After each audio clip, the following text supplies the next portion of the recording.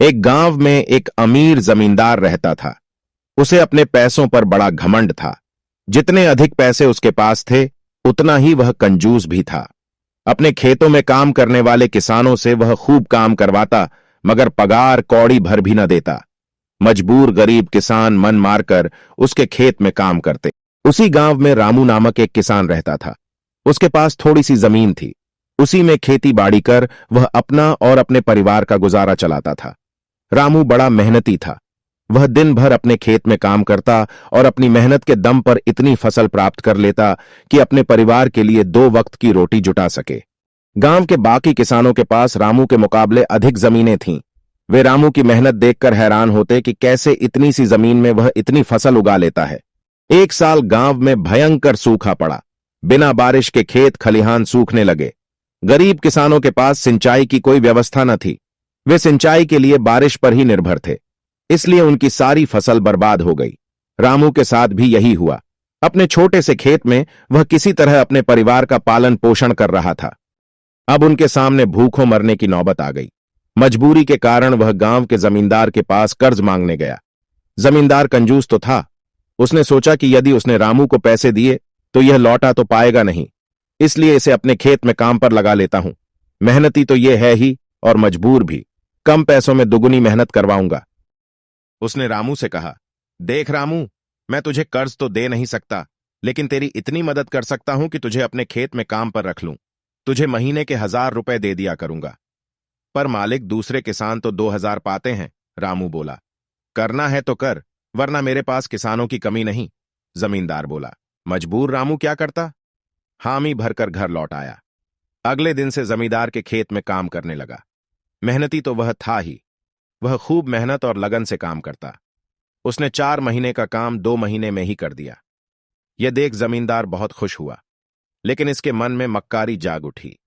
उसने सोचा कि 4 महीने का काम तो इसने 2 ही महीने में कर दिया। क्यों ना इसे निकाल दूं, इससे मेरे 2 महीने के पैसे बच जाएंगे। उसने रामू को बुलाया और उसके 2 महीने के पैसे देकर कहा, रामू, यह ले तेरे पैसे, कल से मत आना, अब मुझे तेरी जरूरत नहीं। यह सुनकर रामू परेशान हो गया। बड़ी मुश्किल से उसका घर चल रहा था। अब अपने परिवार का भरण पोषण कैसे करेगा?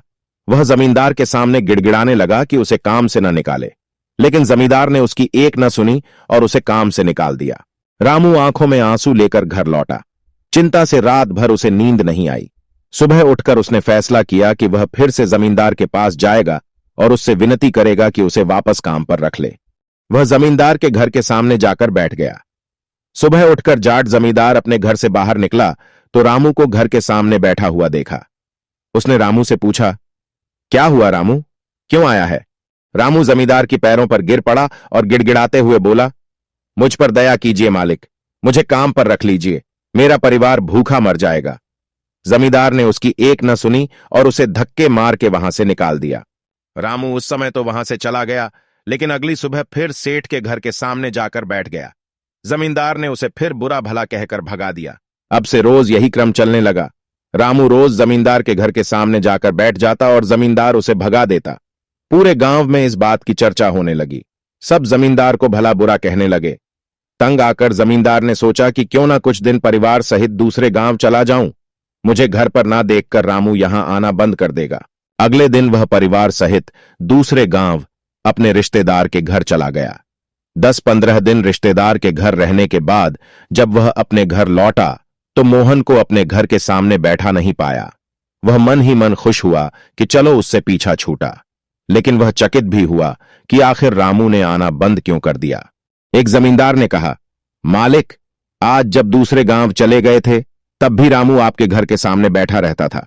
एक दिन आपका खाली घर देखकर कुछ चोर चोरी करने के इरादे से आपके घर में घुसे, लेकिन वे रामू की नजर में आ गए। रामू अपनी जान की परवाह न कर उनसे उलझ गया और उन्हें भगा दिया। उनके बीच हुई हाथपाई के कारण यह जानकर जमींदार को खुद पर शर्म आने लगी कि उसने रामू के साथ कितना बुरा किया, लेकिन इसके बाद भी रामू उसके घर चोरी होने से बचाने के लिए चोरों से उलझ गया। वह पछताने लगा। उसने रामू के घर जाने का फैसला किया। वह रामू के घर पहुंचा तो देखा कि रामू बड़ी दयनीय अवस्था में चारपाई पर पड़ा हुआ है। उसके बच्चे भूख से बिलख रहे हैं। ये देख जमींदार का दिल भर आया। उसने रामू से अपने किए की माफी मांगी। उसका इलाज करवाया और ठीक होने के बाद अच्छी पगार के साथ उसे फिर से काम पर रख लिया।